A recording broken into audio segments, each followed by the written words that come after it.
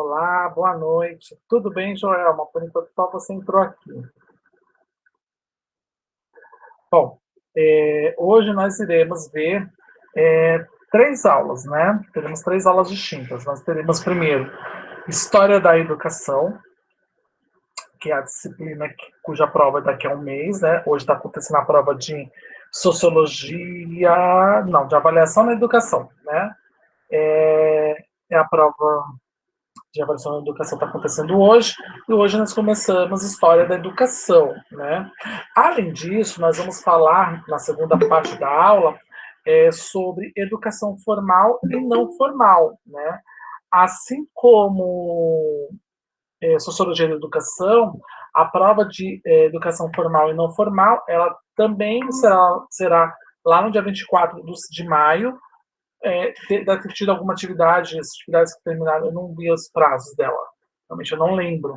Elas devem ter alguns prazos que acabaram na semana passada, ou estão acabando essa semana, e hoje eu vou começar a falar sobre elas, né, porque não tinha como fazer três aulas seguidas, né, 3 semanas, não dá, é muita coisa. Então hoje nós iremos ver, então, educação formal e não formal, tá? E por último, irei ver com vocês o trabalho, né, o portfólio interdisciplinar em grupo, né, para vocês realizarem um trabalho que é para entregar lá no dia 5 de maio. Então, já vou explicar. Aí vocês terão 2 meses para executar o trabalho e postar, tá bom? Só reforçando as informações que eu falei, para quem chegou depois.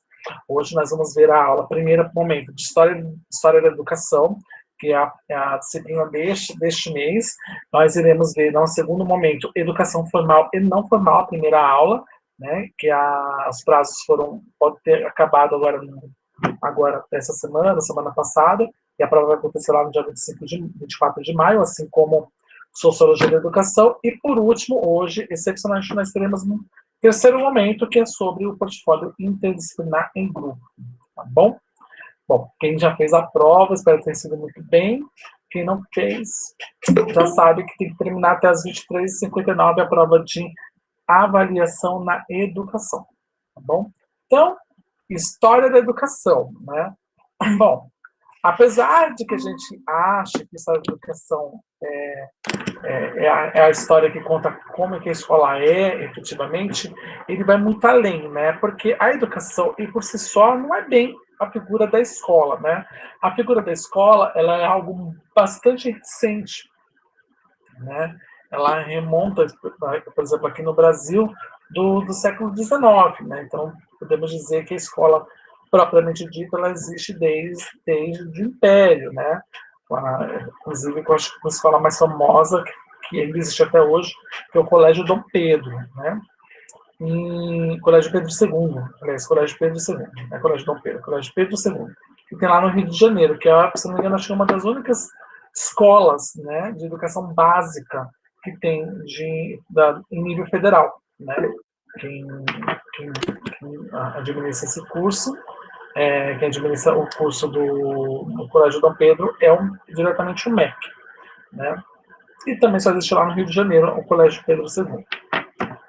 Então, a gente vai conhecer um pouquinho de quando começou efetivamente isso que chamamos de educação, né? Relembrando, educação não é a história da escola, é a história da educação, dessa ciência. Então, história, sociedade e educação. A gente vai compreender como as civilizações lidaram com as suas necessidades educacionais, né?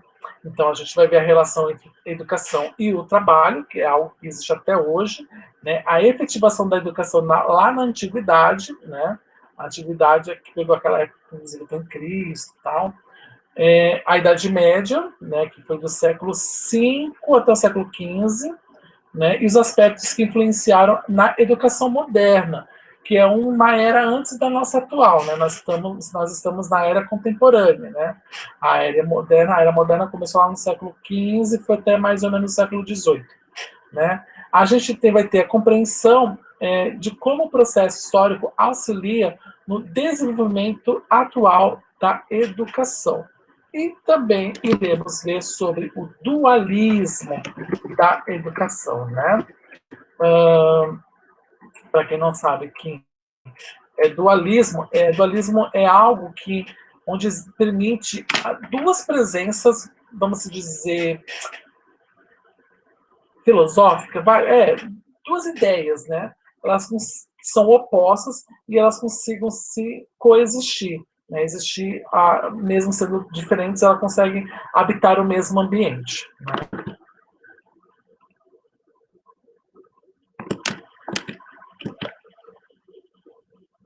E história geral da relação educação e sociedade, né? Então, a primeira momento que a gente tem que lembrar é o período primitivo, né? Porque lá, long time ago, né? Como é que era a questão da escola, né? Como é que eram passados os ensinamentos, né? Isso era feito especialmente por conta de ideias teológicas, né? Eram as explicações sobre o mundo através da visão da religião. Por isso que a nossa sociedade, até hoje, ela é muito pautada no que a religião determina, no que a religião diz que é certa, né? Quando tem algum debate, alguma coisa que foge um pouco da religião, existe esse embate de ideias, né? Porque surgiu a educação dessa forma, né? Era um método de repassar conceitos sociais, e conceitos sociais a gente só basta olhar para a nossa própria sociedade atual. Ela é extremamente fundamentada, para não dizer que é totalmente fundamentada, sobre princípios religiosos, né? A gente pode citar a Grécia e a Roma antigas, né, na questão da escola, porque nessa época, nesses momentos, dessas duas cidades-nações, as relações sociais elas eram naturalizadas, ou seja, havia uma essência humana inalterável e as pessoas tinham destinos traçados, né? Como assim, né? Porque tudo era a sociedade ainda estava se conhecendo como sociedade, né? Apesar de que a gente ainda está se conhecendo, mas naquele momento eram sociedades muito novas. Elas não tinham referências, seja por conta da questão da reprodução, que hoje nós temos, né? Essa questão da reprodução, de poder estudar sobre esse assunto, por conta dos relatos, enfim, seja porque realmente não tinha como se basear em nada. Então, tudo era feito no modo naturalizado, né? Era implantado para que aquilo fosse aceito como normal, né? Então, se a pessoa nascia para ser escravo, ela ia ter um trabalho braçal. Ponto. Ela nunca ia ser uma pessoa elitista, né? E quem nasceu para ser senhores iam ser intelectuais. Essas pessoas eram oportunizadas o conhecimento das ciências, né? Que era como era conhecida a educação naquele momento, né? Então, por quê? Porque esses senhores, esses intelectuais, eles, eles viam o mundo como um local de oportunidades, né? Eles faziam parte da elite, né? Já os escravos, eles tinham como ideia que o mundo era um local de sofrimento, né? Então, eles vinham para poder apenas realizar trabalho e é aquilo mesmo. Curiosamente, a gente tenta ver que, quando a gente vai estudar nossa sociedade atual, tem um quê disso, né? Por quê? Porque essa é a concepção do que chamamos de democracia. A democracia não é o fato de eu poder opinar o que eu quero. Essa é a ideia, a concepção da democracia atual. Mas a democracia raiz é justamente essa, que você tinha um local, um papel muito bem determinado, e você tinha que aceitar aquilo e acabou. Tal como chamamos hoje as pessoas de alienadas, né? Que elas não abrem os olhos porque elas querem fazer aquilo mesmo, porque elas já foram condicionadas, já foram naturalizadas a realizarem aquilo, né? Isso a gente pode dizer que é da questão da antiguidade. A gente vai dar uma aprofundada ainda mais para frente, né? Mas a gente vai pular um pouquinho para a Idade Média, a Idade das Trevas, né? Já com a ideia do Santo Agostinho, né? Por quê? O Santo Agostinho, ele é um grande filósofo, inclusive da educação, né? E ele dizia que a essência humana era pecadora, né? Até porque Santo Agostinho era um católico, era um estudioso da Igreja Católica. Então, né, naquela época, a Bíblia era coisa fervorosa, né? Se a gente vê aquelas pessoas que são radicais, né? Aqueles eu não vou dizer evangélicos radicais, mas aqueles neopentecostais assim, bem fundamentalistas, tal, muito radicais assim, é porque não viram como que eram os católicos lá na Idade Média. Era muito pior, era bem pior, né? Até porque o simples fato de você dizer que não gosta de algo da igreja já podia ser sua sentença de morte, né? Então, Santo Agostinho falava que a essência humana era pecadora. Então, o sofrimento era um processo necessário para o merecimento da vida eterna, né? Afinal de contas, está lá na Bíblia, né? Que a gente vai para o arrebatamento, né? É arrebatamento mesmo, né? É um arrebatamento, que a gente vai ter lá a vida eterna, né? Vai vir viver naquele mundo que tem, eu acho o máximo, daquelas figuras da igreja lá do. Ai, Witness, como é que é o nome? Witness. Nossa, me fugiu. Witness. Meu Deus, das testemunhas de Jeová. Das testemunhas de Jeová, né? E é aquele mundo ali onde todo mundo vive pacificamente, né? Parece uma brincadeira falando, mas não, mas essa é a ideia mesmo, né? Inclusive, aquela ideia, por exemplo, que nós temos lá, que vocês vê hoje, vocês temos de Jeová, era a ideia de paraíso mesmo, de harmonia, que já havia já na Igreja Católica lá na Idade Média, né? Então, a fundamentação religiosa para a sociedade feudal, né, justificava as relações de servidão.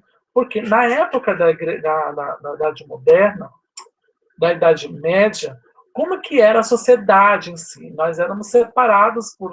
Nós não, né? Porque nós somos uma sociedade bem avançada, felizmente. Mas na Europa, naquela época, né, as sociedades eram basicamente grandes feudos, né, que esses feudos, o conjunto de feudos criavam-se um reino, né, ou seja, ele ficava abaixo de um rei, e esses feudos tinham pequenas paróquias, né, e essas paróquias estavam ligadas ao clero desses reinados, né. Então, os feudos tinham quem? Os senhores feudais, que eram donos daquela vasta terra que tinha ali. E ele fazia o quê? Né? Ele criava como se fosse uma microcidade, como se fosse um castelo. Não era bem um castelo, mas era uma região ali de administração feudal. E que ali, ao redor, ficavam vários vassalos, né? Várias pessoas que trabalhavam no campo para poder abastecer esse senhor feudal. E assim essas pessoas não só tinham que comer, mas também tinham onde morar, né? E essa situação ela se perdurou até o início da Idade Moderna, né? Quando começou a ruir esse sistema, né? Só que para poder manter esse sistema muito preso, para que não pudesse quebrar esse sistema, né? Como é que eles faziam? Através da fundamentação religiosa. Então as pessoas realmente acreditavam que se ele estava sofrendo era porque ele ia para um lugar bom depois, né? Então a essência humana era pecadora até porque quem era pecadora, né? A Eva, né? Ou seja, já bem machista naquela época e a Eva pecou e nós nos danamos, né? Então a gente tinha que sofrer pelo pecado original, né? Então o sofrimento ele fazia parte de um processo de você elevação espiritual, né? Aí, logo em seguida, a gente tem o que chamamos de período moderno, né, que é o Renascimento, né, o humanismo. Né? A gente vai ver muito na figura do Hegel. Né? E o Hegel desnaturaliza a história, porque o homem a constrói. Né? Ou seja, a história não é aquilo que você nasceu... você não tem... eu não ia dizer que é o estigma de Gabriela, mas não é não. Não é assim que a pessoa falou, você é aquilo e acabou. Não, não é. Você mesmo pode construir a sua própria história, né? Você pode fugir do que eu falo do síndrome da Gabriela, né? O que é a síndrome da Gabriela, né? A síndrome da Gabriela é igual da música lá da Gal Costa, né? Eu nasci assim, eu cresci assim, eu sou mesmo assim, você sempre assim, né?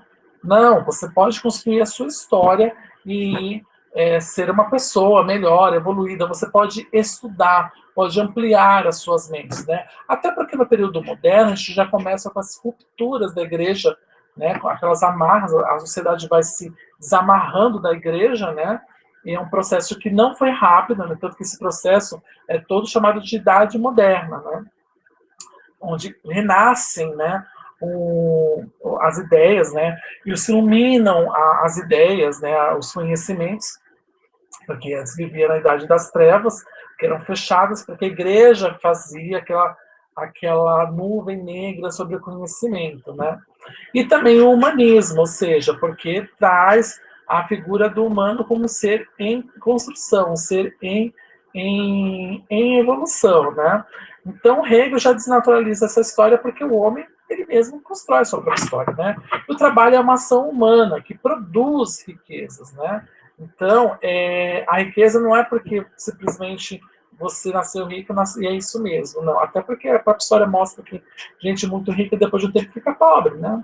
Então isso também já acontecia, né? Então, do mesmo jeito que a pessoa fica pobre, alguém pode enriquecer, né? E a gente pode dizer que já no início do período contemporâneo, a gente tem a figura tanto do Marx, né, do Karl Marx e do Engels, né, Friedrich Engels, onde diz que a essência humana ela é mutável, né? O humano ele pode alterar, ele pode evoluir. Por quê? Ele vê isso, inclusive, na forma da divisão social do trabalho, onde não é porque você é trabalhador que você é menos do que o dono da fábrica, né? Afinal de contas, você vende sua força de trabalho. Sem sua força de trabalho, ele não tem um produto.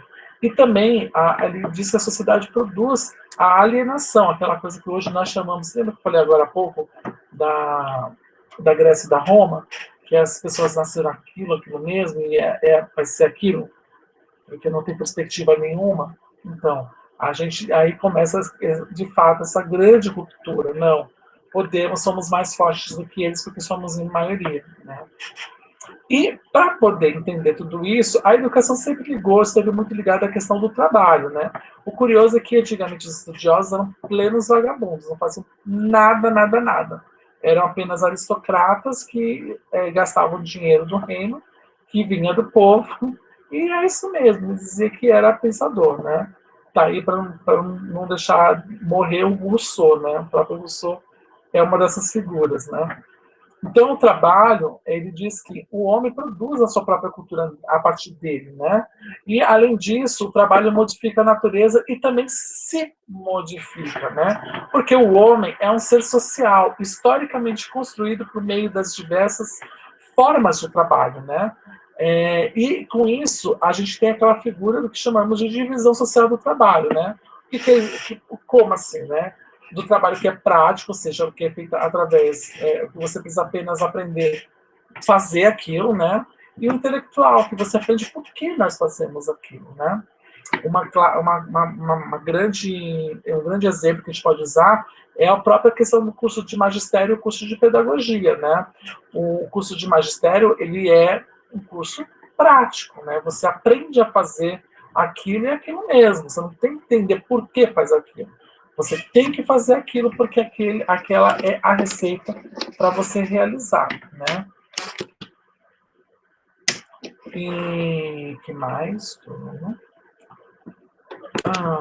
E a pedagogia já não. Tanto que aqui vocês não estão aprendendo a fazer amassadinho, cinzeiro de palito de sorvete. Né? Eu mesmo.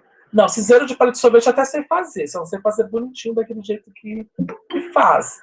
Mas vocês não estão aprendendo isso, né? Vocês estão aprendendo por que a gente faz isso, né? Qual é a ideia? Porque a ideia, no caso do intelectual, você refletir para que você não faça apenas o amassadinho de papel, né? Que você passa a criar outros elementos que vão fazer valer a pena a educação, né? Então, isso aí já vai no campo do intelectual, né? E, claro, o trabalho também diz muito a respeito do que chamamos de classe dominante. Por quê? Porque a classe dominante, elas são detentoras dos meios de produção, né? O que são esses meios de produção? As fábricas, os maquinários, até mesmo eles conseguem deter a questão do, como é que é o nome? Da própria matéria-prima, né? Coisa que, por exemplo, uma pessoa sozinha que faz esse trabalho não pode até não ter em grande quantidade, né?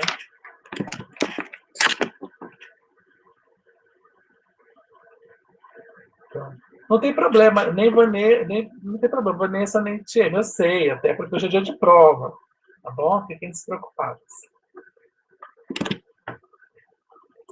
Bom, concepção de educação, né? Como eu falei, educação não é só a escola é um espaço físico, né, onde acontece a educação, né? E é o espaço que chamamos de espaço oficial, mas a gente sabe que a educação, por si só, ela acontece em diversos lugares, né? Ela pode acontecer na igreja, pode acontecer na sua casa, pode acontecer no seu local de trabalho, né? Então, a educação, ela tem como função auxiliar na formação das pessoas para inserir-se no mundo do trabalho e para atuar na prática social. Então, essa é a função da educação. Por quê? Porque a educação é o processo processo por meio do qual os sujeitos se apropriam dos elementos da cultura, né? Mas é só para parar de trabalho? Hoje a gente pode dizer que é mais, sim, voltado para o mercado de trabalho, porque nós, aqui no Brasil, vivemos numa cultura capitalista, né? Então, tudo que a gente faz é voltado para o mercado de trabalho, né? Isso a gente pode ver a própria concepção da escola, acho que eu já havia falado isso para vocês, né? Com Foucault, né? A escola, ela é um lugar fechado, né, onde você fica enfileirado, onde a sua mesa é aquele seu espaço de trabalho, que ela vai tentar reproduzir o espaço que você vai precisar para fazer as suas atividades laborais, né? Então você tem que ficar sentado na cadeira, você tem que evitar de ficar conversando, você tem que evitar de ir aos lugares, né? Sem permissão, né? Você tem que avisar, né? Você não tem acesso direto ao banheiro, né? Você tem que pedir para ir ao banheiro, alguém tem que te autorizar a ir ao banheiro, né?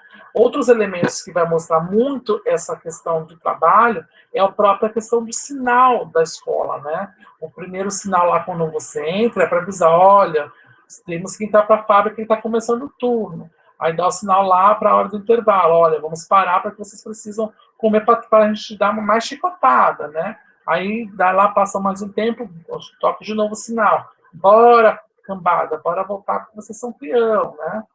E no final, assim, vamos embora porque tem outras pessoas para trabalhar aqui. Então, todo esse processo de como que é a escola mesmo, que tem esses resquícios até hoje, ele provém muito dessa questão da inspiração para o trabalho, né? Então, tudo isso é voltado para esse entendimento, para que você fique mais docilizado quando chegar no mercado de trabalho, né? Então, é só para poder aprender, para poder passar bem no concurso ou no vestibular? Não, não é bem só isso, não. Isso tudo é feito para dizer que para você ficar acostumado com como que é o esquema de trabalho. Você fica 5 horas, você vai trabalhar 8, né? Você fica 5 horas lá na escola, vai trabalhar 8, então vai ser mais, um pouquinho mais, já para ir pegando no tranco, né? É, é, Até mesmo a questão do curso superior, ele também é voltado para o mercado de trabalho. Vocês não são como eu, que faço curso de um monte de coisa, porque eu quero fazer, porque eu já estou com a vida ganha, porque eu sou professor. E olha que eu não estou nem com a vida ganha, apenas gosto de fazer o curso. Né? Não é doido, não são doidas igual a mim, né? Né? Eu não tenho meu a menos, né? Mas vocês fazem um curso porque vocês querem trabalhar naquela área, né? Então, não é vocês não vão chegar assim, eu vou fazer pedagogia porque eu quero trabalhar com contabilidade. Não, você vai fazer com contabilidade, né? Então, toda a questão da educação, hoje, mesmo a educação no ensino superior, ela é voltada para o mercado de trabalho.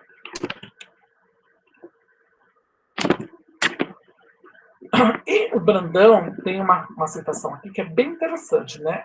Ninguém escapa da educação. Em casa, na rua, na igreja, na escola, de um modo ou de muitos, todos nós envolvemos pedaços da vida com ela.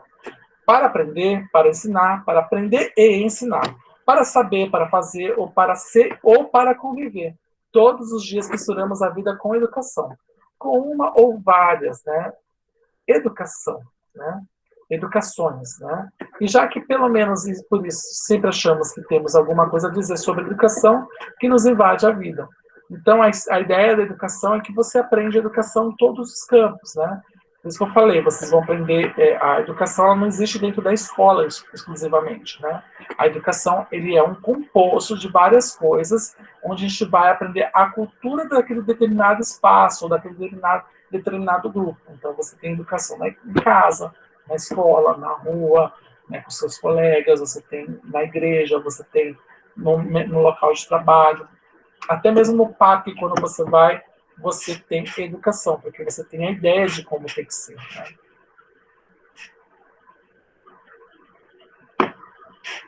E a educação se torna um sujeito apto à vida social, né?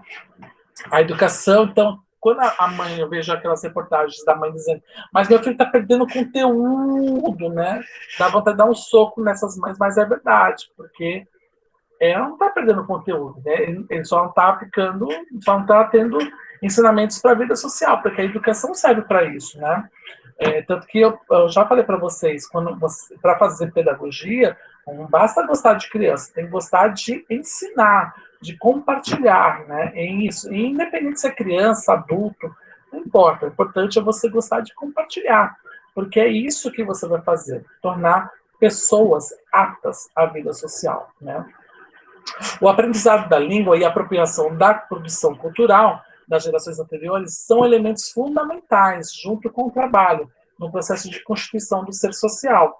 Então, por isso que a gente aprende esses conteúdos, né? Até porque a gente precisa dominar a própria língua, óbvio, fazer as continhas mínimo, né? Para você não ser tecnicamente enrolado, né? E também entender o quem somos, de onde viemos e para onde queremos ir. Então, essas respostas elas são respondidas justamente tentando compreender o que aconteceu na nossa história, né? Trazendo à luz as ciências que surgiram ao longo da nossa humanidade. Né? Então, por isso que existe a necessidade de aprender esses conteúdos. Eles estão lá, eles são intrinsecamente ligados à educação, mas necessariamente eles sozinhos não são a educação propriamente dita. Né? Então, a gente tem o que chamamos de sociedade de classes, né? Porque a educação ela passa a ser um instrumento importante para a naturalização das novas relações sociais. Por quê? Teoricamente, né, o que eu vejo é que as pessoas com mais dinheiro, menos educação, elas parecem ter, né? Mas, enfim, né, são detalhes. Não vamos nos apegar a detalhes, né? Então, essas naturalizações de relações sociais, até para poder entender qual é o seu papel na sociedade. Isso que eu falei logo no início. Essa coisa da Roma e da Grécia, de ser naturalizado quem você ela existe até hoje, né? Por mais que a gente queira romper, ela existe até hoje. E, quer queira ou não, a pessoa que é teoricamente um pouco mais escravizada, ela vai querer estar no meio de outras pessoas mais escravizadas. Se começa a criar um preconceito social, né? Então, o papel conservador é justamente esse dualismo escolar, onde, teoricamente, você vai estar apto para a vida social, ou seja, vai viver em sociedade, mas, ao mesmo tempo, você cria aqueles mecanismos de competição, de preconceito, ou seja, coisas que vão contra a ideia de vida social, né? Vida coletiva, né? E a escola, aí que entra a escola, é o lugar do ócio. Sim, por quê? A ideia é de que você transformar esse ócio ali em elementos no qual você vai poder transcender aquilo que você tá absorvendo pelos conteúdos, né? Então você vai criar o que chamamos de ócio criativo. Dúvidas? Querem falar algo? Comprei, gente.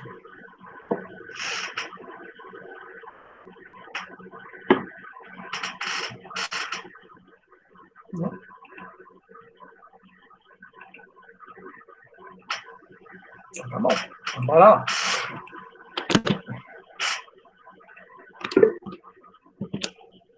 A educação, né? Então, eu falei da Grécia, da Roma. Como é que era a forma dessa educação, né?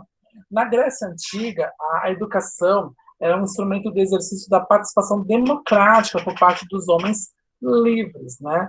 Então, só os homens livres tinham direito a ter educação.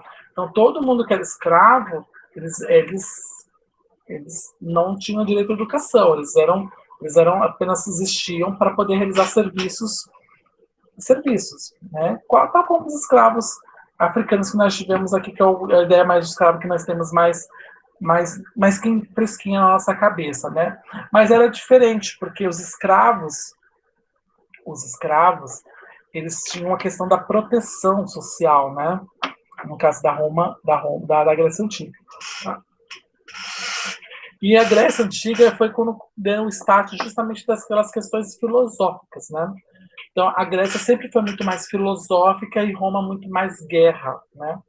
E a Roma antiga já tem uma outra ideia para o que seria a educação. Era uma formação básica de funcionários da máquina estatal e da elite governante. Então, para quem fosse trabalhar é, a favor do governo, né, para que pudesse se aparelhar, né, tanto por isso que eu digo que a Grécia antiga era é, muito mais filosofia, né, e a Roma era muito mais guerra. Então, que fosse trabalhar, fosse funcionários públicos, eles tinham que ter a formação, conhecimentos, até porque todo esse conhecimento iria gerar em máquinas, em armas contra outros opositores, né? Não que fosse gerar armas mesmo, não, mas gerava por conta de conhecimento. Geralmente quem guerreia não é assim bem estudioso, mas são ótimos estrategistas, né? Então, quando você tem várias pessoas para dar conselhos, né? Então, já no período feudal, né, na Idade Média, né, as escolas monacais existiam para a formação do religioso, até porque toda família, lá no período feudal, tinha assim, primeiro filho, quem herdava tudo da família era apenas o primeiro filho homem, né? Tanto que eles tinham um monte de filhos, né? Não tinha televisão, tô brincando. Né? Tinha um monte de filhos, mas o primeiro filho homem herdava tudo da família, herdava tudo. Tudo que era do pai era herdado por esse filho. Por quê? Porque esse primeiro filho obrigatoriamente tinha que virar padre. Quando ele morria, para quem ia os bens dele? Né? Tá aí para provar que a única religião que tem seu Estado é a Igreja Católica, que é o Vaticano. Né? E quando, já no final da Idade Média, já encaminhando para a Idade Moderna, a gente tem o que chamamos de crise do sistema feudal. Por quê? O renascentismo, né, o renascimento, o humanismo e a reforma protestante, eles ampliam o acesso à escola, mas ainda permanece a questão do dualismo escolar. Por quê? Porque eles começam a questionar aquilo que a religião questionava. Né? Inclusive, a igreja protestante, as igrejas evangélicas hoje, por isso que até é engraçado quando eu falo sobre a Igreja Católica Antiga, porque lembra muito uma igreja evangélica hoje, enfim, não dizer qualquer uma, mas às vezes parece que um remete a uma igreja evangélica, né? As igrejas protestantes, elas surgiram para protestar como que era feita a Igreja Católica, aquela venda de salvo-conduto, né? Salvo-indulto, sei lá como o nome, de venda de salvação, né? Você pagava e você fazia altas barbaridades, não, mas Deus me perdoou, porque eu fui lá e paguei um troquinho para a igreja, né? Então, isso era um dos elementos, né? Então a igreja ela se tornou muito corrupta ou começou a explorar a fé, tal como a gente hoje faz às vezes associação com as igrejas evangélicas, né? Mais notadamente com a Igreja Universal, né? E não só a Universal, tem a Assembleia lá do Malafaia, se não me engano, a Assembleia, aquela da Lagoinha lá também, do Chapelão, não sei o nome do Chapelão, do Chapelão e o outro lá, não é R.R. Soares, né? Então, isso tudo que vocês veem relacionado à igreja, isso já aconteceu, gente. Isso já aconteceu. A igreja aconteceu justamente com a Igreja Católica, tanto que por isso que se rompeu, né, com a Reforma Protestante, quando se permitiu surgir outras religiões. Isso porque a Igreja Católica queria tocar fogo em tudo, né? Porque a Igreja Católica sempre gostava muito de cortem as cabeças, vão queimar essas bruxas, né? Esses bruxos, né? Então aí acabaram surgindo o calvinismo, o luteranismo e mais um outro que eu já não lembro. Mas surgiram três. Eu sei que um é calvinismo, João Calvino, o Martinho Lutero, lá na Alemanha, o luterano, né, o luteranismo, e mais um outro que já é por sua amizade, que eu não lembro. Mas é um, mas acho que é um nome bem difícil até. Acho que nem existe mais, inclusive, essa religião.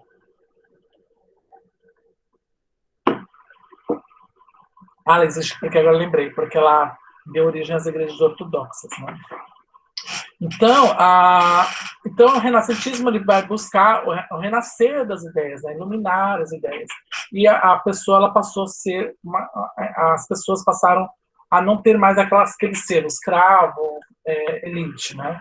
Elas podiam ascender. E agora, para aprofundar um pouquinho mais, vamos ver lá na Grécia Antiga, né? A educação na Antiguidade, na Grécia e em Roma. Então, a gente pode separar a Grécia em 5 períodos, né?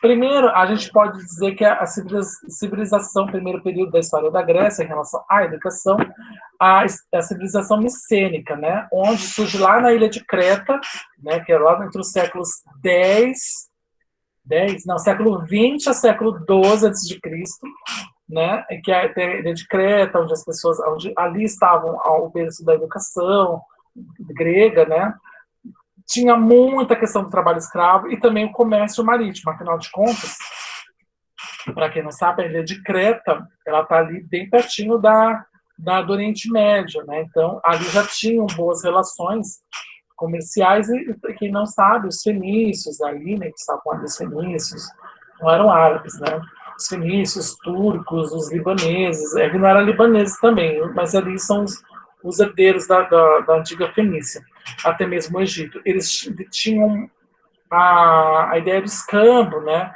Então eles trocavam muito a questão de produtos e tudo mais. Então tinha também a figura do comércio marítimo naquela época, né?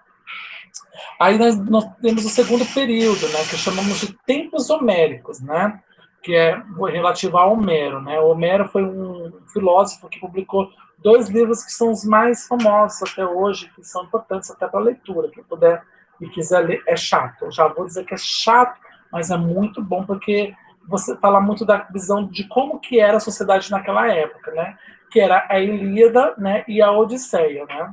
Os tempos homéricos justamente vai do século XII até o século VIII a.C., né? E além disso inclui a descoberta do ferro, né? Porque até então a humanidade não trabalhava com ferro e com isso produção de quê? De armas. Também começa a surgir o que chamamos de polis, né? Então a surgir o que chamamos de cidades, né? Aí logo em seguida nós temos o período arcaico, né? Que é nos séculos 8 até o século 6 a.C., onde surge a moeda, né, até porque do comércio marítimo, escambo, precisava ter algo que pudesse substituir os produtos, né, que pudesse garantir igual valor, vamos assim dizer, né? Então surge a moeda, né? A aristocracia agrária, ela começa a se dedicar então à política, ou seja, à movimentação social em defesa de todos, né? Também tem o que chamamos de oligarquia, né? Oligarquia é algo que existe até hoje, onde grupos controlam o poder, apenas pequenos grupos, são pequenos grupos, né? A gente costumava dizer que aqui o Brasil é um país das oligarquias, né? Porque quem dominava a comunicação no Brasil era a família Marinho, da Rede Globo, por isso tanta crítica em relação à TV Globo, a família Bloch, né, do Adolfo Bloch, com as revistas Manchete, por exemplo, né, que era a revista mais famosa, e também a família Tivita, né, que é da editora Abril, que é inclusive que edita a revista Veja, que chegou a ser a principal, acho que ainda é, não lembro se ainda é, mas chegou a ser a principal editora, né, de revistas do Brasil, né, agora com, né, das décadas de 80, 90, aos anos 2000, né. Então, isso é chamado de oligarquias, né. Então, e as oligarquias começam a substituir, então, o quê? A monarquia, né? Porque a monarquia era controlada por uma única família, né? Tanto que existe o casamento entre primos, né? Entre família, até mesmo entre reinos, para poder fortalecer alguma coisa. Então, ficava sempre na mesma família. Então, a oligarquia surge justamente para isso. Né? A monarquia, a ideia... Não, deixa para lá. Deixa pra lá. E com isso, o que surgiu então? Surgiu a polis, né, nos períodos, no período homérico, né? O que surge logo em seguida? As polis de Esparta e Atenas, né? Que são cidades-estados, que são ia falar vilãs, não, que são inimigas, que são inimigas, né? E elas detinham cada um o seu tipo de poderio. Esparta era mais voltada para a guerra, né? Mas tinha todo o conhecimento também filosófico, e Atenas era uma cidade mais filosófica, mais voltada para os deuses e tudo mais, né? Aí depois temos o que chamamos de período clássico, né, que vai do século V e o século V e o século IV antes de Cristo. Aí surgem os primeiros grandes filósofos, né, através de Sócrates, Platão e Aristóteles, começa a surgir também o que chamamos de escolas filosóficas, né? Eles levavam todo mundo por meio de um mato, assim, um campão, assim, ficavam lá pensando, né? Não puxavam fumo, mas ficavam lá pensando, tá? E, por último, o período helenístico, né? O período helenístico, ele tem esse nome porque, quem não sabe, o nome da Grécia é República Helênica, né? República da Helena, né? E a Helena, que a gente está chamando aí, é Helena de Troia, viu? É Helena de Troia. Porque ela era considerada a mais bela dos humanos daquela época, né? E com isso, toda a figura dela era voltada para a perfeição, né? Então, por isso que a República da Helena, República Helênica, né? Então, chamamos de período helenístico por conta disso, que vai dos séculos III até o século II antes de Cristo. Por quê? Porque a Grécia começa, então, a se unir como um reino, um grande reino, né? E com isso a gente tem os avanços para as ciências, né? Porque surgiu a filosofia, e a filosofia é a mãe de todas as outras ciências, né? E com isso também, com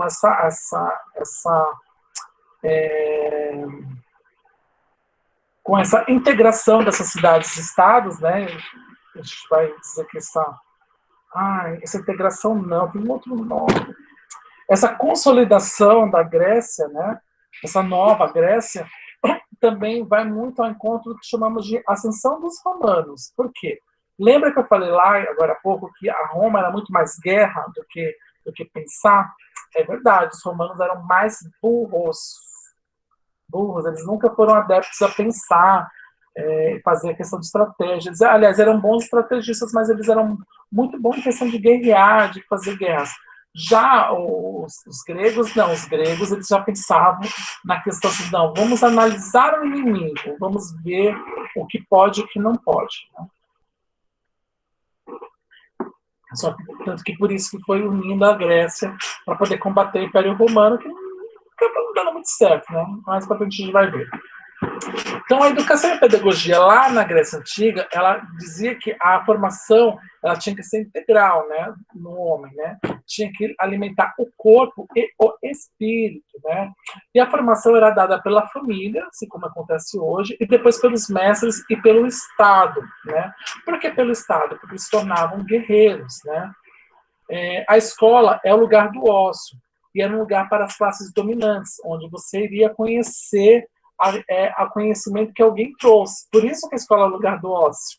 Né? Então, eles iam lá para poder aprender e não ter necessidade de refletir. Só que essa questão do lugar do ócio acabou mudando ao longo dos tempos. Né?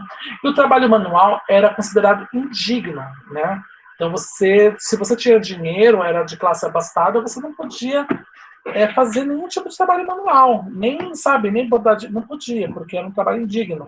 Então, se você fazia isso, era porque você não era escolhida pelos deuses. Né? Além disso, na própria educação e a pedagogia lá na Grécia, a gente surge a ideia da paideia, né? Que é construir através da filosofia o cidadão em sua plenitude, ou seja, ele analisar, contemplar, refletir sobre aquilo, né? Com isso, nós temos também a educação em Atenas, que se aprendia muita política, e era um ensino diferente para meninos e meninas. e começa a surgir a figura do pedagogo. Nós começamos a surgir justamente como uma reflexão do que é esse conhecimento, né? Além disso, o trabalho manual, como foi dito, ainda era considerado indigno, até mesmo em Atenas, né? Então, a gente não podia fazer nenhum tipo de trabalho manual.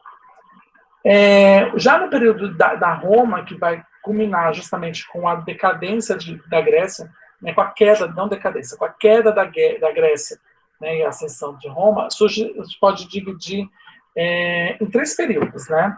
Primeiro, a monarquia, né, de Roma, que foi de 753 até 509 a.C., onde os patrícios, né, que eram os proprietários das terras, né, onde as pessoas eram divididas em patrícios, né, que eram propriedades das terras, os plebeus, que eram pequenos proprietários, né, bem menores do que o patrício, né, os escravos, nós, tá?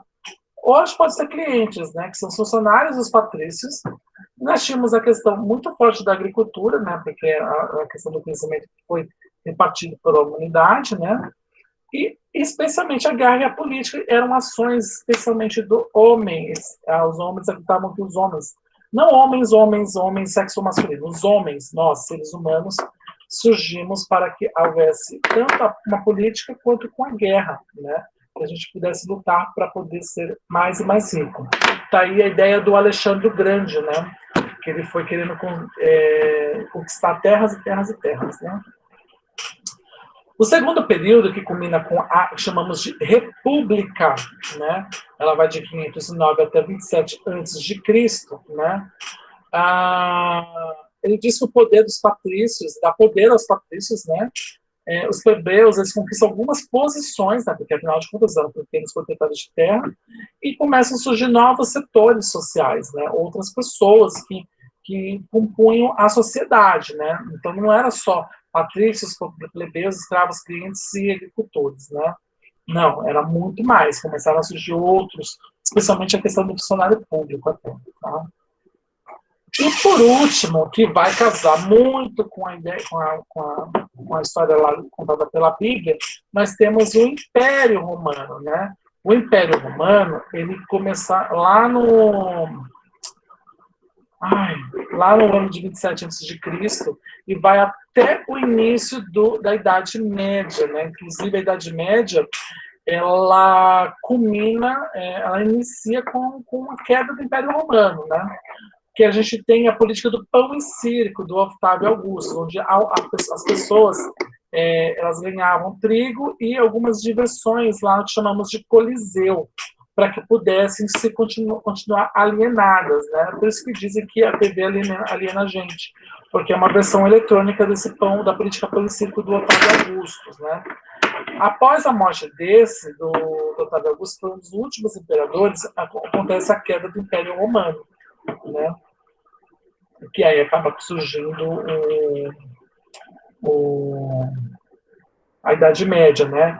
Por quê? Porque o Império Romano, quer queira ou não, ele não era um império onde o cristianismo era forte. O cristianismo foi surgindo ao longo do Império Romano, né?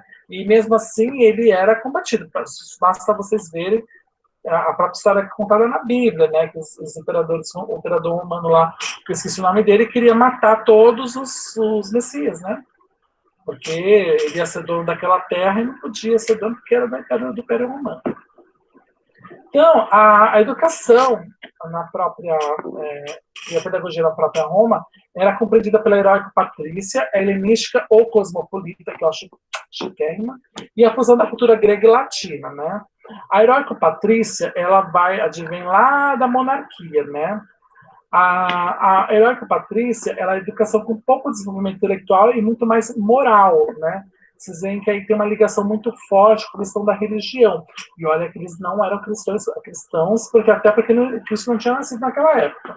A educação era, óbvio, diferenciada para meninos e meninas, porque cada um tinha sua função social dentro da sociedade, né? O segundo momento, que culmina com a queda do Império Grego, né, com a Grécia, né, com a conquista da Grécia pelos romanos, que vem muito com a República, chama de helenística ou cosmopolita. Por quê? começa a ter a ideia da expansão do comércio, enriquecimento de novos setores sociais e as expansões territoriais, né? Então, cria-se um novo modelo de educação, com mestres, que eram ex-escravos, o dualismo educacional, que era a cultura geral e da retórica, e a crítica à própria escola, né? Mas essa crítica não é criticando a escola, mas criar criticismo entre a escola, entre a teoria e a prática, né? Que é algo que a gente mais ou menos quer hoje, né? Justamente uma teoria versus a prática, para a gente fazer essa comparação. Isso acaba surgindo justamente com a queda da Grécia, né? Antiga, né? A conquista da Grécia pela República de Roma, né? E aí vai acabando combinando também com a absorção dessas ideias educacionais que existiam na Grécia. E por último, já com o Império Romano, com aquela coisa louca, nós temos a fusão da cultura grega e latina, né? Para quem não sabe,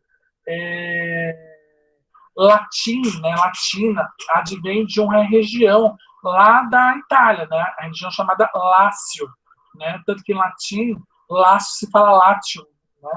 E é, então por isso que, como o Império surgiu a partir dali, com aqueles imperadores que falavam aquela língua, né? Para quem não sabe, o italiano necessariamente não é bem a língua oficial da Itália, não, porque a Itália tem várias línguas oficiais e tem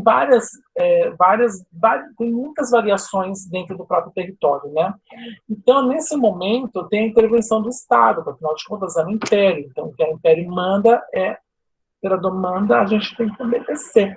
Tem a formação de funcionários estatais para a inspeção das legislações, algo como oficiais de justiça hoje, né? E, além disso, os mestres passam a ter salário, né? Para quem não sabe, salário era um saquinho de sal, por isso que é salário, onde você pegava o sal, porque o sal conservava alimentos, né? Então é isso. Dúvidas, crianças lindas do meu Brasil? Oi, Lucas, boa noite. Boa noite, Adriana.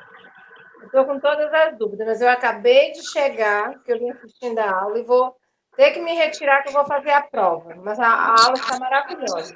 Depois nós Tá conversamos. ótimo. Não tem problema. Tá Muito, bom. muito obrigada.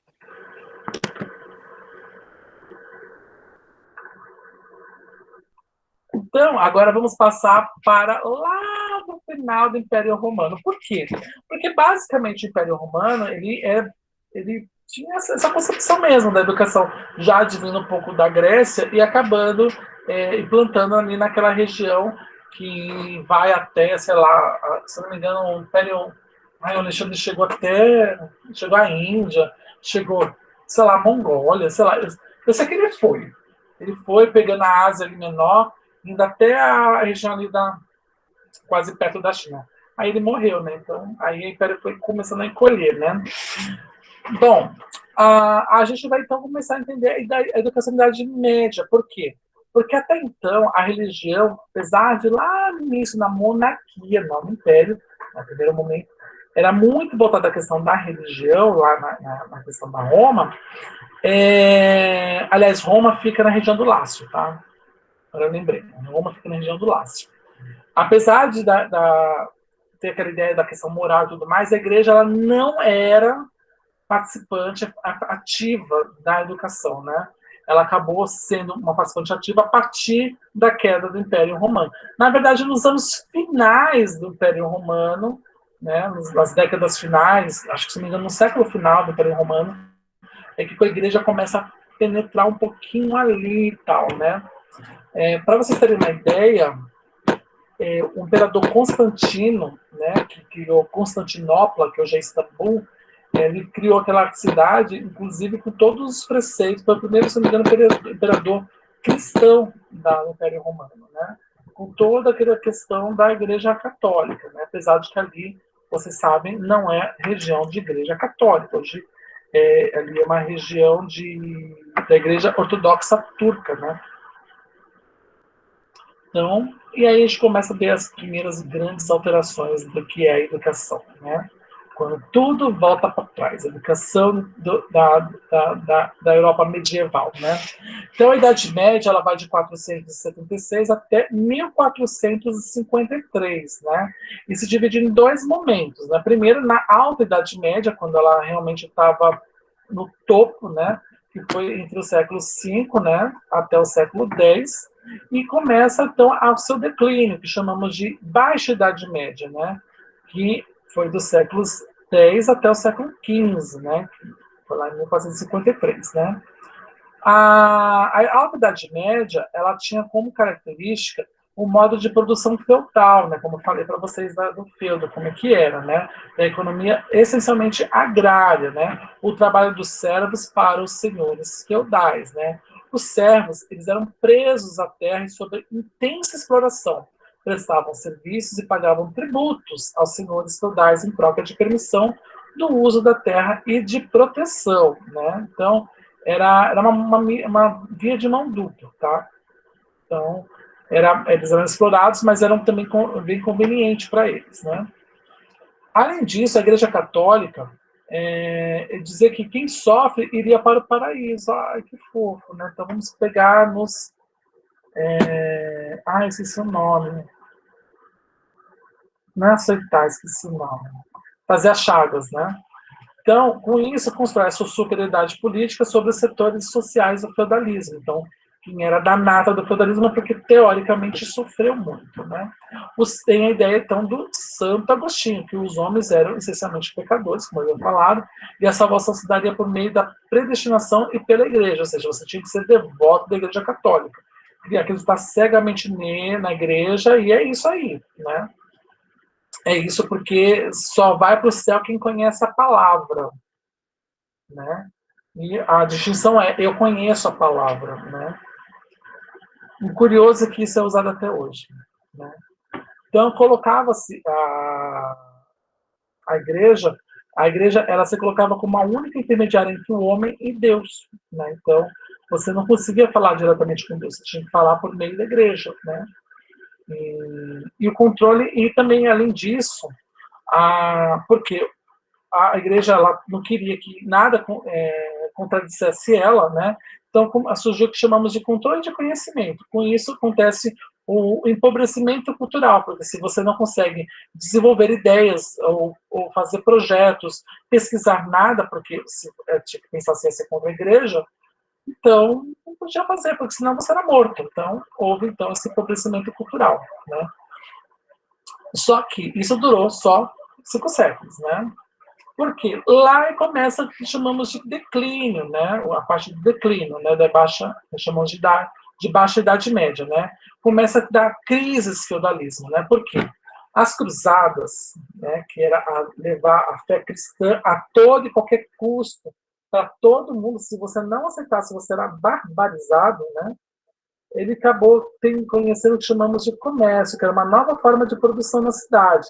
Com isso, né, a cruzada, né, conquistando territórios, o que acontece quando você conquista territórios? Você acaba absorvendo culturas. E essas culturas simplesmente não morrem de uma hora para outra. Né? Quem é dominante, ele aproveita o que é bom e descarta o que é ruim, né, para ele. Né? Só que eles começaram a gostar. Assim, interessante isso. Por quê? Porque eram senhores feudais que financiavam essas cruzadas, né? E eles acabaram conhecendo esse tipo de comércio, que eles poderiam enriquecer de uma outra forma. Só que eles enriqueciam fácil? Simplesmente não, porque eles não podiam, eles não teriam como deter todo o conhecimento, tinham que pegar as aptidões de cada pessoa para criar aqueles comércios. Então, surgimos os primeiros comércios, né? Por isso que, apesar de ter começado justamente na Baixa Idade Média, o capitalismo foi surgindo mesmo mais para frente, né? Onde a burguesia mercantil começaram a surgir, especialmente a questão do artesanato, que é o embrião da burguesia industrial, né? A burguesia industrial a gente vai ver lá já no final da Idade Moderna, já chegando na contemporânea com as revoluções, né? O ensino clássico ela foi substituída, né, pela escola cristã. Afinal de contas, tudo tinha que estar na lei de Deus, porque Deus é soberano, Deus acima de tudo, Brasil acima de todos e Deus acima de tudo, não é isso? Exatamente era como era naquela época, né? Então, a patrística, né, e não é patrícia, né? Patrícia, patrística, né? É uma corrente filosófica que tinha lá na antiguidade, na Idade Média, onde a defesa do pensamento defendia o pensamento cristão, a ideia era justamente criar, expandir o cristianismo, né? Até por conta das cruzadas, é a melhor forma de ver essa expansão, né? E além disso formar padres com aquela ideia do primeiro filho herdar tudo dos pais, né? E quando ele morresse, ele tinha que ser padre, quando ele morresse, o que acontecia? Tudo ia para a igreja, né? Então, essa patrística era defendida pelo Santo Agostinho, né? Além disso, surgiu um pouquinho mais para frente, né, o que chamamos de escolástica, né, que vai justamente na Idade Média até o Renascimento, que é lá no final da Idade Média, né, no século XV, que buscou conciliar a fé e a razão. Por quê? Depois de um tempo, 5 séculos de dominação, as pessoas começam a se questionar, né? Então, existia que chamava de razão. Então, a igreja não precisava ser tão radical, ela podia começar a conciliar esses fatores, até porque era uma forma de trazer mais pessoas financiando a igreja, né? Então, ela buscou conciliar a fé e a razão, e, inclusive, surgiu o primeiro conhecimento, as primeiras valorizações do conhecimento científico. Isso veio através dos ensinamentos de São Tomás de Aquino, né? A escola, ela tinha dividido de duas coisas, né? Dois tipos de ensino. Vocês aprendiam o trivium, né? Trivium vem de 3 e o quadrivium, né? Que é um 4, né? Podia se dar os dois? Podia, mas a ideia é que você se dasse uma só porque você se dedicar apenas àquilo. O trivium, você se dedicava à gramática, à retórica e à dialética. Então, era o que chamamos de curso de humanas, né?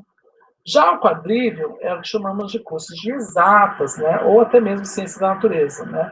Apesar que tinha um pouquinho de arte nela, porque eles entendiam que a arte que eu vou falar, eles precisavam muito da métrica matemática, né? Porque quadrívio trazia a aritmética, a astronomia, a geometria e a música, né? Então, o objetivo principal era a formação dos funcionários de Estado. Quase todos eles tinham que ser religiosos fervorosos, por serem praticantes, serem os praticantes como são, oh meu Deus, serem os únicos praticantes alfabetizados desse grupo, né?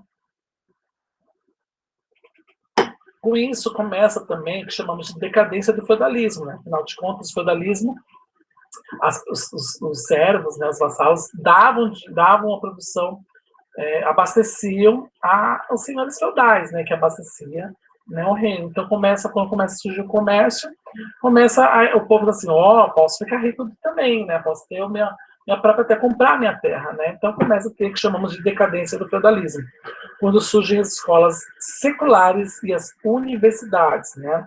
As universidades, elas têm as mesmas, quase que a mesma, mesmo molde de hoje, não no mesmo formato, mas os mesmos moldes, porque eles transformavam pessoas em bacharéis, né, que faziam cursos, por exemplo, de administração, né, bacharel, os licenciados, que eram voltados para questões humanas, mais filosóficas, não nem para dar aulas, como vocês serão, né, e também para doutor, porque ia trabalhar com medicina, né. Com isso, começaram também os primeiros conflitos com a educação laica e religiosa, porque se você começa a ter uma universidade, você começa a refletir, começa a liberar a conciliação da fé e a razão, e além disso, tem o trívio e o quadrívio, temos que refletir. Não, né? Começa a surgir justamente esses conflitos com a educação laica e religiosa, porque a educação ela precisava ser livre dos conceitos da igreja, porque se publicasse ou falasse sobre aqueles conceitos que eram aprendidos, você podia morrer. Então, como é que eu vou falar alguma coisa que eu estou estudando se eu vou morrer? Não bate, né? Alguma coisa não cola nisso tudo. Eu preciso estar livre para falar isso. Então, também surge o que chamamos de Santa Inquisição, né? Que bota fogo em tudo, né? Se você pensasse, se você olhasse torto para alguém e a pessoa dissesse assim, é uma bruxa, ela está me amaldiçoando, você não. Ou você se arrependia, a fé cristã, que ficava lá trabalhando presa dentro da igreja, ou você era queimado em praça pública, com requintes de crueldade, porque a população ia lá vibrar para você ser queimado, né? Ou enforcado, né? E as mulheres, elas eram restritas à educação, elas não tinham direito de aprender muito, afinal de contas, elas precisavam aprender a cuidar de casa, né? Então, esse é um breve histórico da Idade Média, Idade das Trevas. Querem falar alguma coisa, perguntar algo? Antes de entrar na Idade Moderna.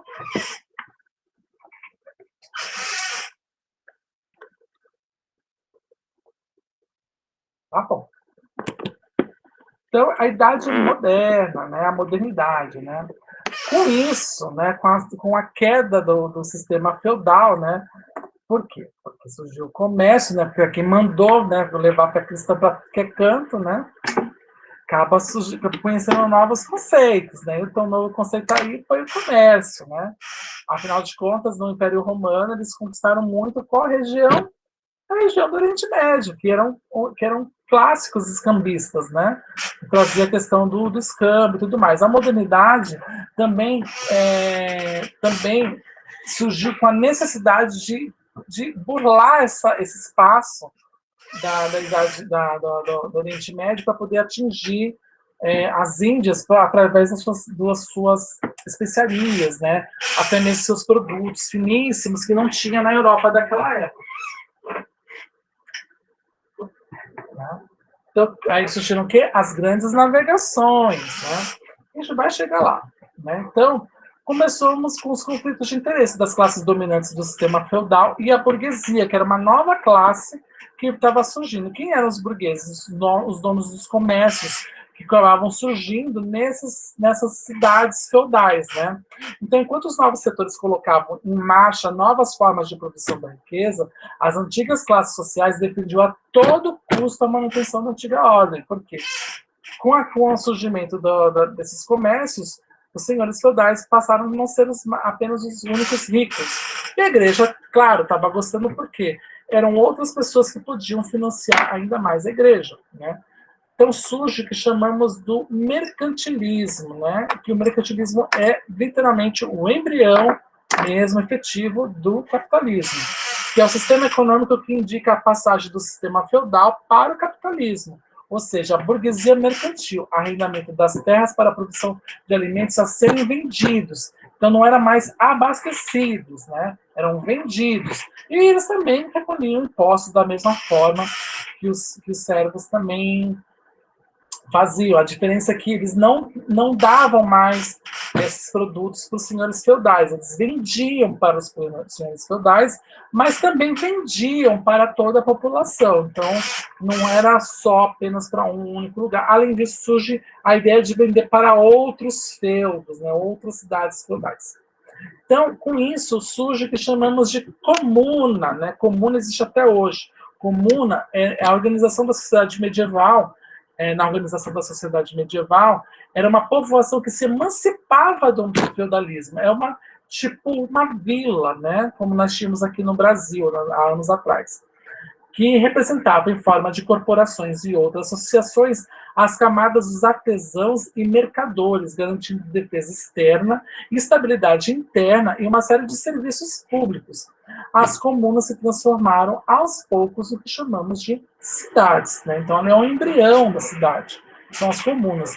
E as comunas existem até hoje na Europa. Inclusive, algumas cidades, que nós chamamos de cidades aqui no Brasil, elas chegam lá nos seus respectivos países e elas são conhecidas como comunas. São pequenas cidades pequenininhas. Curiosamente, se vocês olharem a população das cidades europeias, as grandes cidades, elas não comparam com a quantidade de pessoas que tem, por exemplo, em São Paulo. Né? Elas têm menos pessoas, né? Porque a ideia não é ser cidades gigantescas, megalópolis, né? A ideia é que tudo aquilo seja autogerida de modo prático, né? Então, para ser gerida de modo prático, elas precisam de controle social, né? Por isso que as cidades não são populosíssimas. São populosas, mas não são populosíssimas. Né? Salvo um outro lá, Londres, Paris, Mas se você pegar as outras cidades, elas não são tão populosas assim. A Europa moderna, né, também tem a igreja, tem a figura ainda da igreja católica presa, né, porque elas estavam presas a antigas formas de produção. Então a igreja começa a combater valores e a prática da nova sociedade, né? Ela começa a dizer assim, olha, isso aqui não é bom, isso aqui é contra a lei de Deus. Então, a igreja católica, quer queira ou não, elas possuíam um terço das terras desses senhores feudais porque eram extremamente cobiçadas por vários setores sociais, porque eram terras que poderiam ser utilizadas para virar campo de produção. E com isso surge o que chamamos de reforma protestante, porque a Igreja Católica começou a perder o seu reinado, né? Especialmente na região da França, ali na Suíça, na Alemanha. Né? Então, por quê? O homem começa a se inserir no centro de todas as coisas como forma de quebrar a grande influência religiosa. Basta ver que para a Igreja Católica, naquela época, tudo gerava em torno de Deus.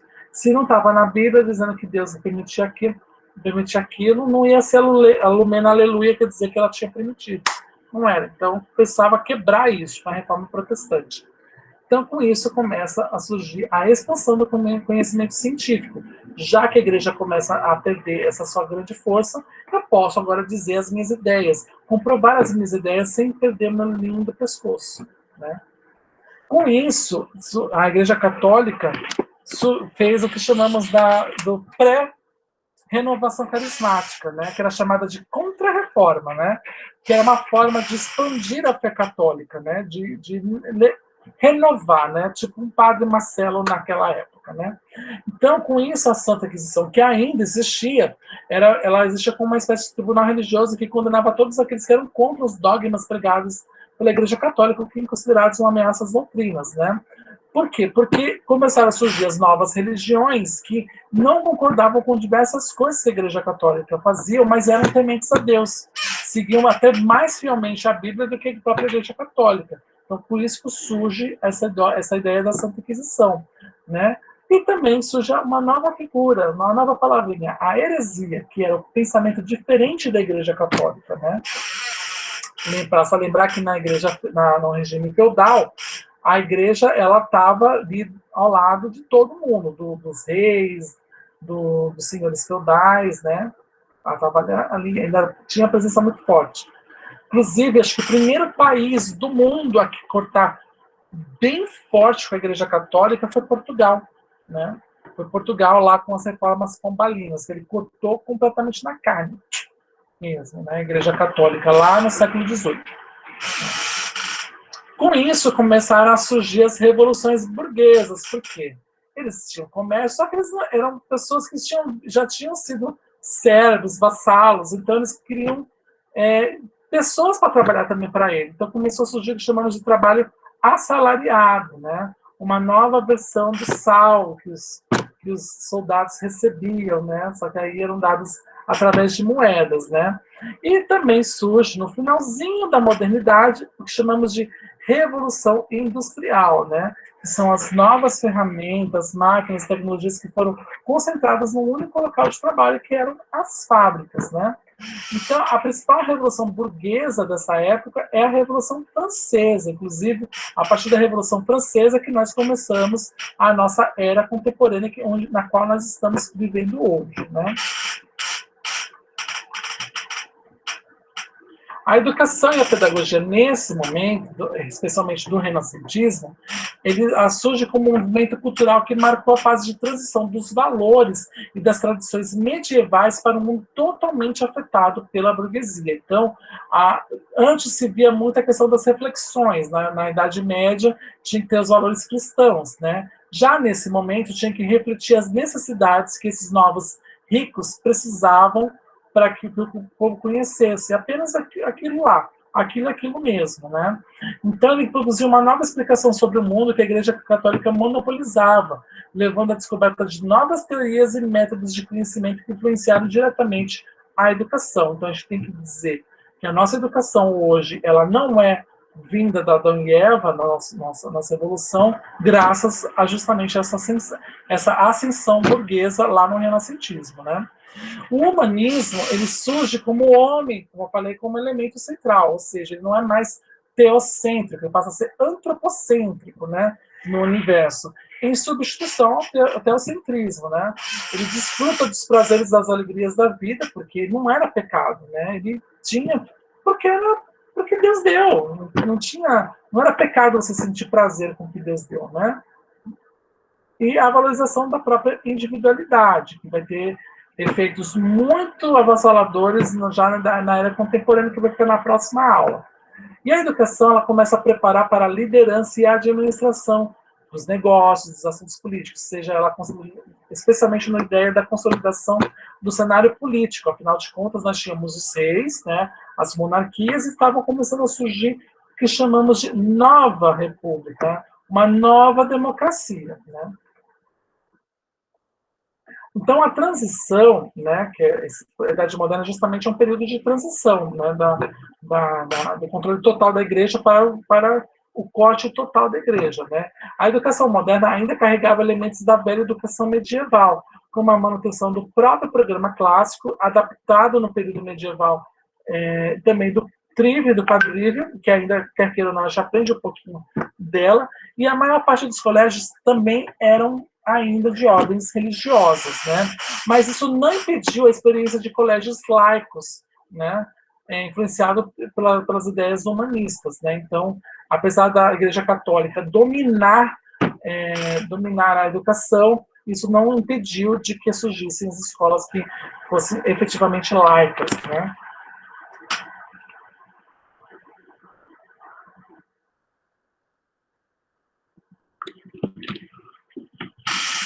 E... Ui, ai.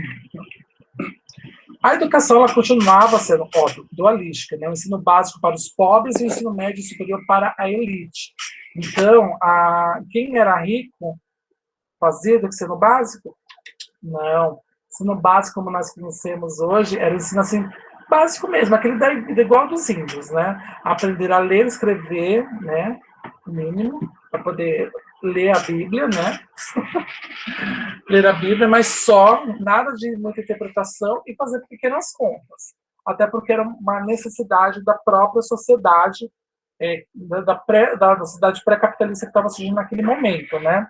E, óbvio, ensino já das ciências, né, das mais aplicadas, para quem tinha dinheiro, até porque você precisava pagar, né? Em algumas localidades, houve a defesa e a construção da universidade pública da educação primária, né? Até porque já existia a própria figura da educação, da universidade, né? Curiosamente, as primeiras universidades do mundo surgiram em Portugal, né? Aqui na história da educação, a gente vai ver, acho que na aula 3, um pouco da má influência de Portugal, né? E até hoje existe a universidade, tá? A Universidade de Coimbra, ela surgiu justamente na Idade Média, acho que em 1280, se eu não me engano, né? Então, a escola, é óbvio, era paga. Né? As universidades públicas, elas sempre foram pagas lá na Europa. Né? Elas são públicas, propriamente dita. Né? Você paga um valor, que é o que você gasta com a educação. Ela é pública porque ela é gerida pelo governo público, apenas isso. Né? Inicia-se também, nesse período, experiências de educação menos severas, né, nos castigos físicos, e começando a valorizar a arte, a música e a literatura, né, porque vocês acham que você está no meio de uma coisa nova? Não. Já não tem mais, mas não. A gente pode usar isso, inclusive, como influência até mesmo na própria instituição religiosa, educacional, que é a própria Companhia de Jesus, que é uma educação cristã, que eles faziam fundando colégios em toda a parte do mundo, né? E eles traziam isso até como forma de como um método de contra-reforma, né? Porque eles faziam investimento na formação de professores, né, com a formulação de documentos do Ratio Studiorium, né, que era um conjunto de regras pedagógicas que orientavam os educadores em suas atividades, e além disso, o ensino na própria Companhia de Jesus era um ensino tradicional, conservador, memorístico, ou seja, tinha que decorar, e cheio de regras de comportamento. Que, quer queira ou não, é o método que utiliza até hoje na pedagogia tradicional. a gente ainda não conseguiu se desvencilhar desse tipo de método.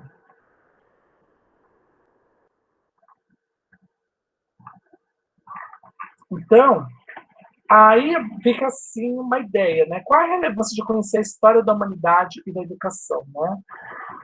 E a gente releva uma outra reflexão. Será que esse dualismo escolar ainda está presente em nossa sociedade? Então, é uma característica de todas as sociedades, de classes com particularidades de cada formação social, né?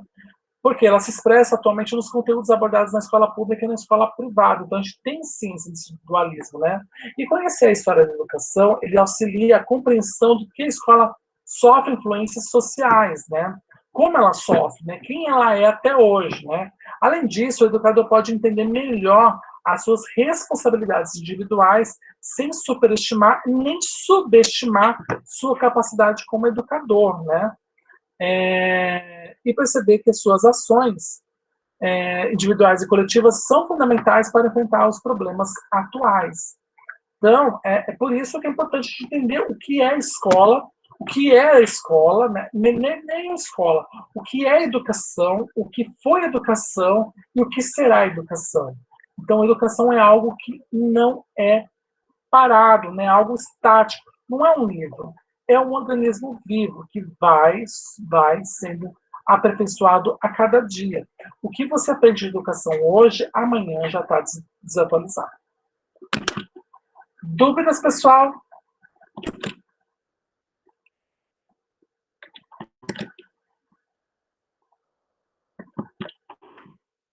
Não? Alguma colocação que vocês queiram fazer?